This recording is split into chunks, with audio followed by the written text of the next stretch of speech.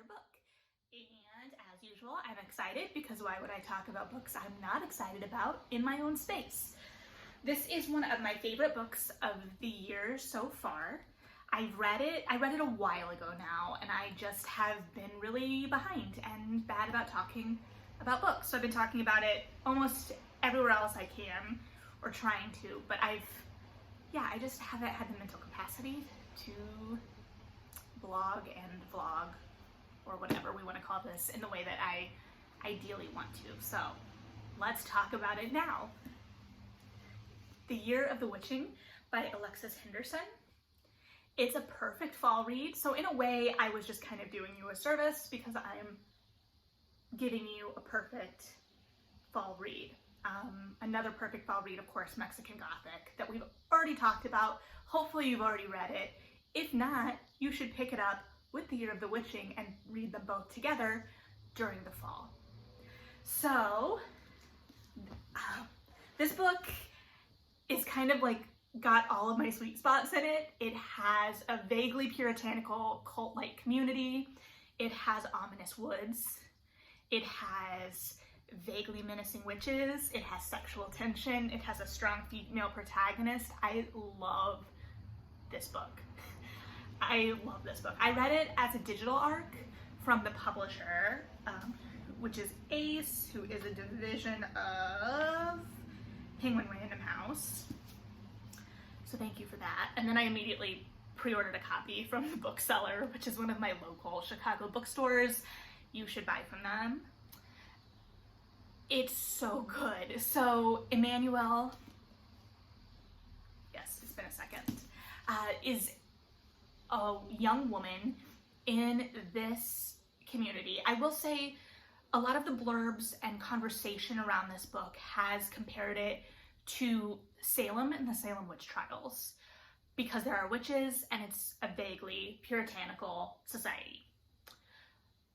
I love both sides of that. Like, I have another book I'm really excited to read called We Ride Upon Sticks, which I've had for way too long, that's also supposed to be like a Salem witch trials-esque narrative, and I will dive into that soon. But I think it's interesting because the narratives that I find associating with Salem more the things that drive those narratives are mob mentality, hysteria, a group of young women, generally like a group of young women claiming voices in a way that's abnormal to that society, or what have you, so to speak.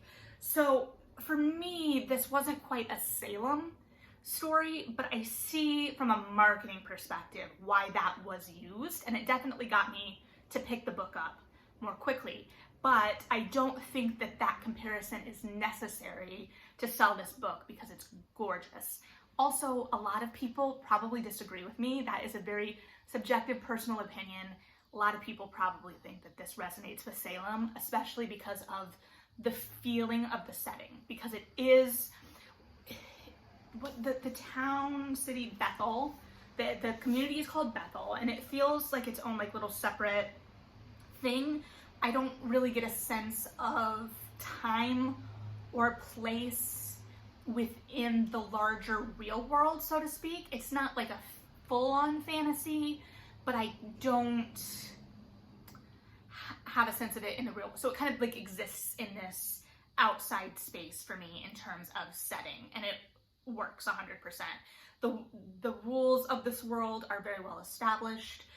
The way it operates is very well established, and because it is such a cult-like feeling, and it's a cult-like feeling that's very rooted in Christian ideas, even if it isn't as explicit with that as you would expect, so to speak.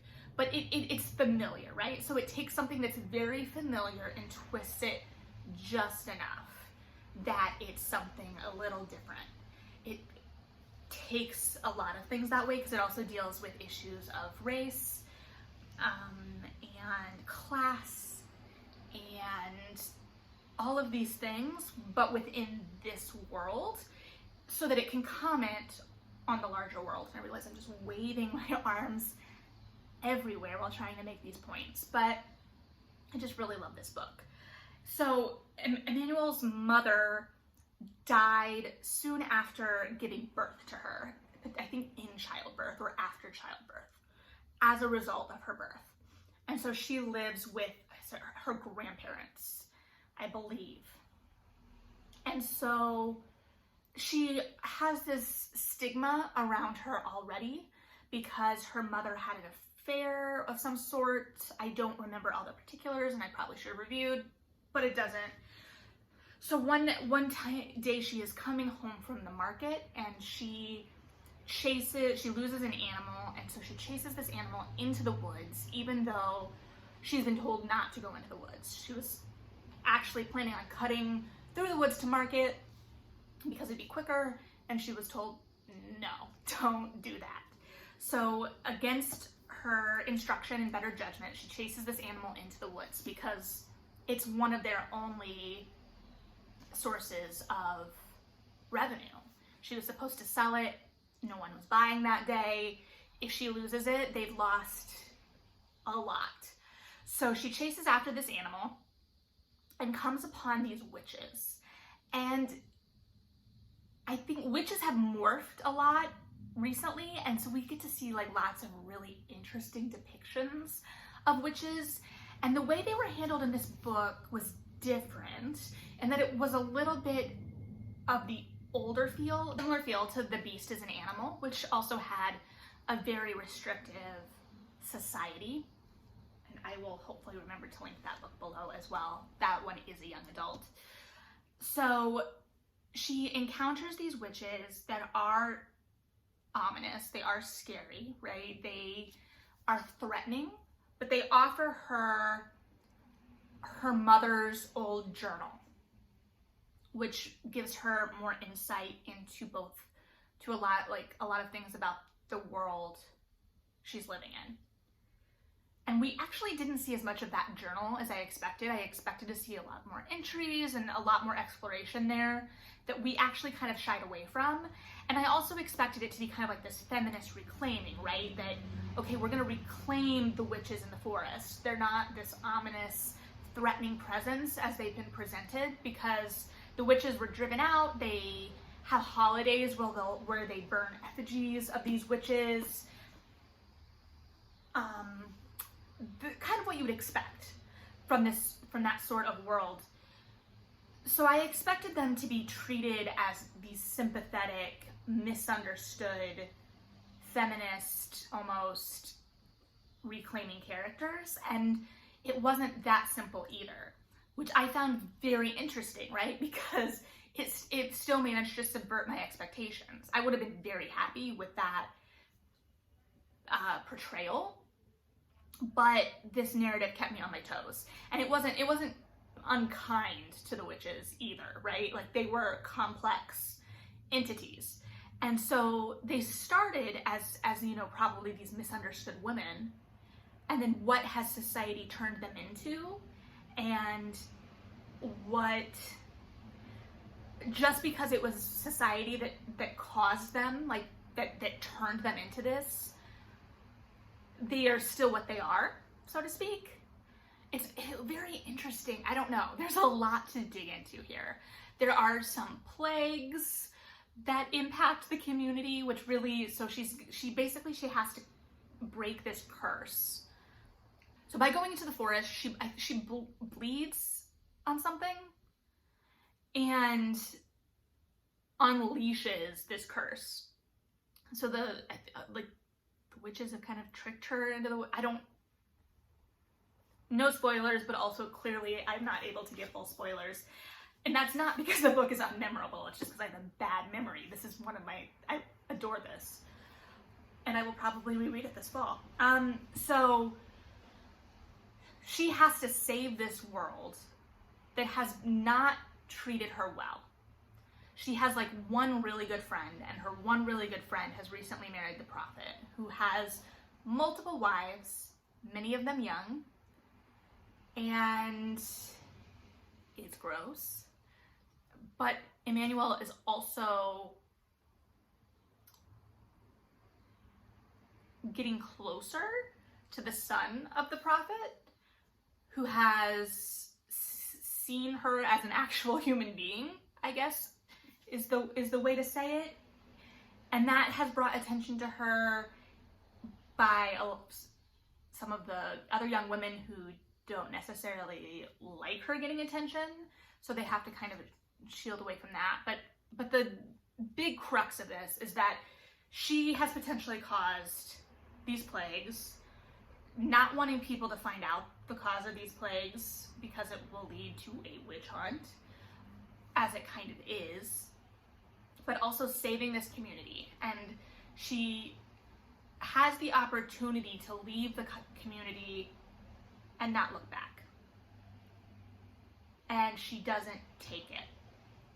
So a little bit of a spoiler there, but also hopefully vague enough.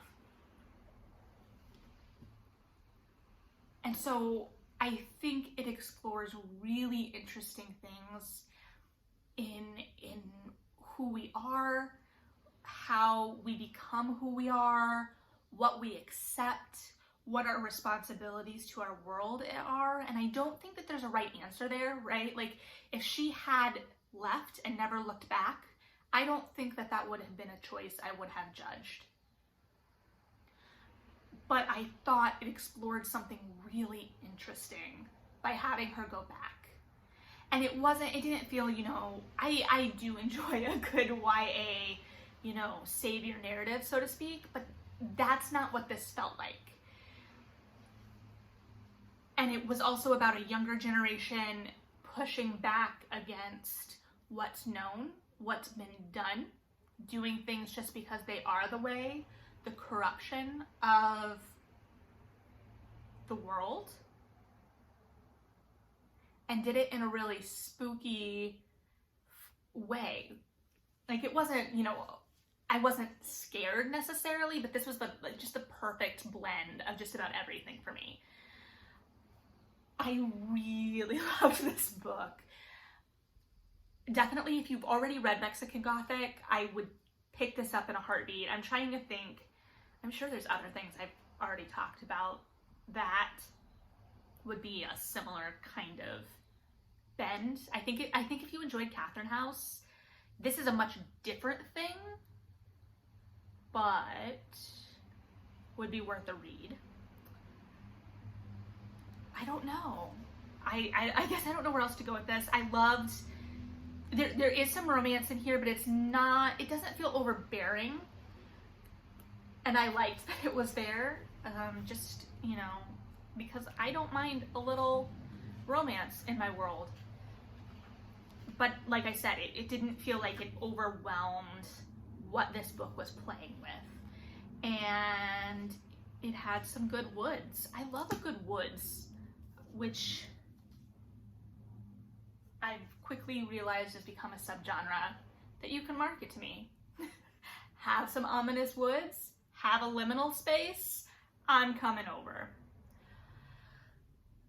Okay, anyway, yeah. Please read this book. I really loved it. This is a debut, I believe. I want this to do really well. I want more from this author. I loved it. Please read it. Please buy it. Support this book. It's a perfect fall read, and we're right in fall read season. So if you like any of the things I've talked about, and even if you don't, just read it. Yeah. If you have read it, let me know below what you think, and maybe let's talk about the witches and how you felt about the witches in here, because I think people's expectation for how witches are treated in narratives has shifted somewhat, and I like to be kept on my toes. So yeah, read this book.